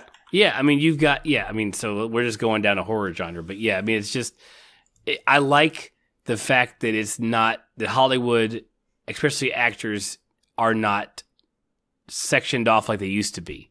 That TV is seen as an okay medium to act in, just like movies are, especially when movies are so just, you know, movies, you can hear about a director having such a great vision for a movie, and then it gets to the company that's going to distribute it, and they just cut it up and fuck it up, just like Batman vs. Superman. You know, the director at some point in his contract, which, back to the book, if you don't have that shit written in that you have final cut, then they're going to take it from you. And Lucas is actually probably one of the ones that originated the fact that these people, these Foxes and they are all like, hey, we got to have last say. And that's why it's probably in every contract now. But back in the day, it wasn't like something that was negotiated with. It was all just money. So that's very true. Like that was, I mean, like, yeah, there was a lot of driving forces behind that in his hatred, man, for these companies. But like one of them was like, you're not giving me enough to do what I want, and then you're trying to tell me I can't do what I want at the end of the day. Like, I'll give you that you're not going to give me enough money, so I'm going to try to make this happen. But then at the end of the day, you're going to tell me that that's not okay, and you're gonna finalize it. Like, yeah, dude, that would piss me off to no end every day. Right. Exactly. Yeah. So like, but can we circle back to Future Man real quick? Because I would like to talk Eliza Coupe. Okay, go with it. All right. Got a little crush on her. Yes, she's pretty. And I've had one on her since Happy Endings, man. Like, she is, to me, one of the most fantastic female comedians. And I want to specify that on purpose. So I've not seen Happy Endings, so talk to me. Okay, so in Happy Endings, like, she is married to a Wayans. Like Wayne's brother? Yes, like Wayne's Okay. brothers. Not Damon, his son. And she is a successful businesswoman. He's a successful businessman. Like, they got their own thing going. And, like, they're, like, the perfect couple. Like, they're super cute. They're funny. Like, when they get mad at each other, you still, like, go, yeah, but you still love them. Right? You know, like, and I don't know if anybody's seen her in any of the Funny of the Die skits. Like, she can be as vulgar, and especially in this show, like, she can be as vulgar as any man out there. But her delivery of jokes it's spot on to no end, man. Like, I would love to see a blooper reel of her. Oh, I wonder just her alone saying funny shit. Like, in that whole scene where they're torturing the biotic, and she's like, "You're getting a scorpion up the snatch." Like, I want to say that wasn't written in. Like, I feel like they were like, hey, you have free reign to say the word snatch, but use it at your own discretion. And she nailed it. Like, she's like, you're getting a scorp snatch. Like, and just kept going with it. And, like, the fact that, like, she threw up on screen, you know, like, I just feel that a lot of female actresses in the comedy genre won't take it to a physical level, too. I love physical humor. And physical humor to me is one of the funniest things in the world. Stifler. And she delivers very physical humor, being a tough female. Like, very true. Like, just being her hard ass, laying down these fucking jokes left and right, but also teaching lessons at the same time. You're like, oh man, you son of a bitch. You're beautiful and you're smart and you're intelligent and you're mean, but I'm kind of attracted to it. I don't know what to do about myself. I'm scared. I'm scared and attracted, and I'm not sure if I'm liking it or not. Yeah, right? Like I know you could kick my ass, but I'm still into it. Yeah, no, it was, she was fantastic in it. I mean, it was the core cast. I mean, even the supporting actors, everybody was just having a good time. It was noticeable as they were playing their parts. Everybody on screen was having a blast playing their part. Yeah, you could tell, like, everyone on there probably became friends. I feel like they all just hang out now. They're like, yo, dude, what are you doing Sunday brunch? Let's go hang out. Like, that's how this goes down. Right. Then we can go back to the Flash's entire, like, 5 minutes about brunch from Justice League. we're just gonna keep pulling you guys back into old episodes. Right, we're gonna reference old episodes. We're gonna talk about stuff you guys have maybe not listened to, but yeah. So shall we call it here? Do you have anything else you want to say? I think we should wrap it up.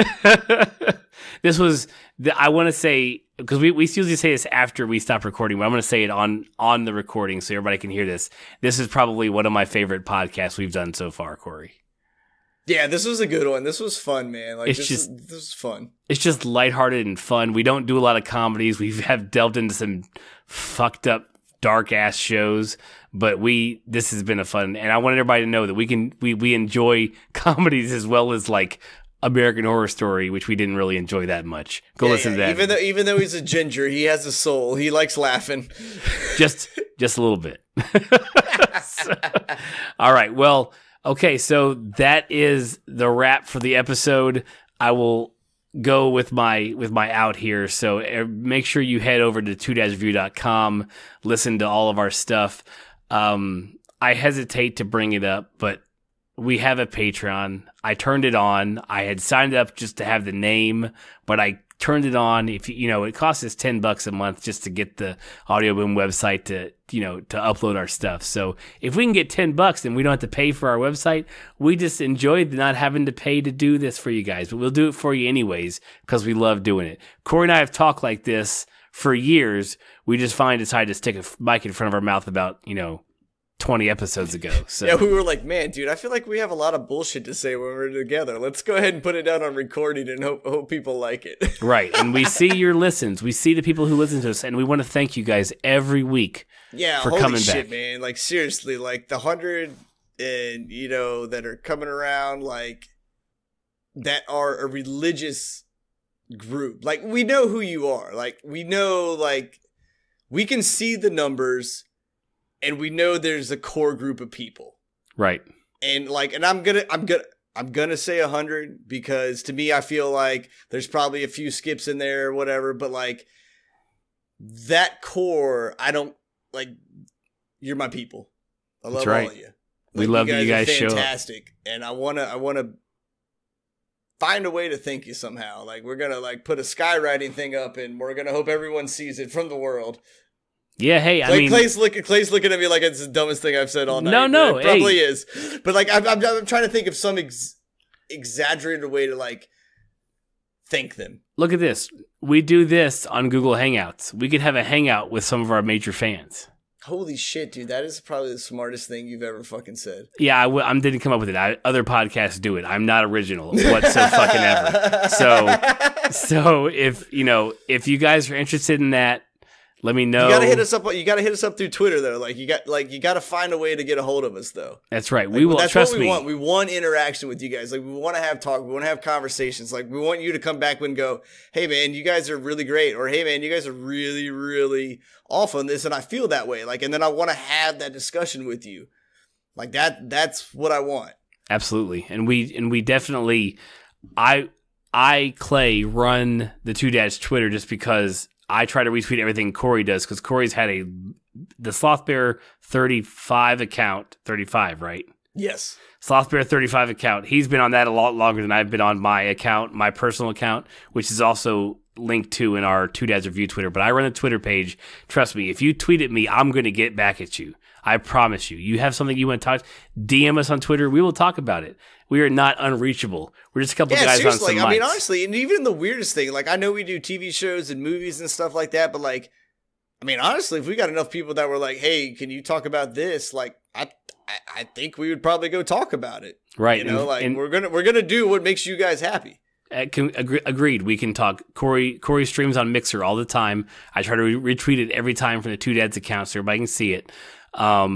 Yeah, we can talk computer builds. Shoot this shit with you all day. Like we're both in IT. We can talk computer builds. We can talk whatever you guys want to. You guys want something, hit us up. So hey, we're all about it. Yeah. Like just because we do TV shows and movies, I think I just branched us out. But we'll talk about anything. Like if we find something interesting, we'll do it. Absolutely. So as always, every week we thank everybody who listens to the entirety of the podcast. We love you guys. Follow us, share with your friends. We know we have our core listeners, but we can only get larger. Just share with your friends. And next week, follow us on Twitter. We're going to have a big, long show. This show wasn't supposed to be 2 hours long, but it's going to be real close to it. But our next week's show is going to be a good long one. We're going to have some good Star Wars talk. Come back. We can't wait to hear from you guys. And we'll catch you next week. Go see Star Wars this weekend. Go pick up George Lucas A Life by Brian J. Jones, so you know what we're talking about when we start talking to him next week. And as always, from my side of the house and from Corey's, thank you guys so much. Yes, thank you very much. From the bottom of our hearts, man. We love you guys, and thank you very much for listening. See you guys next week.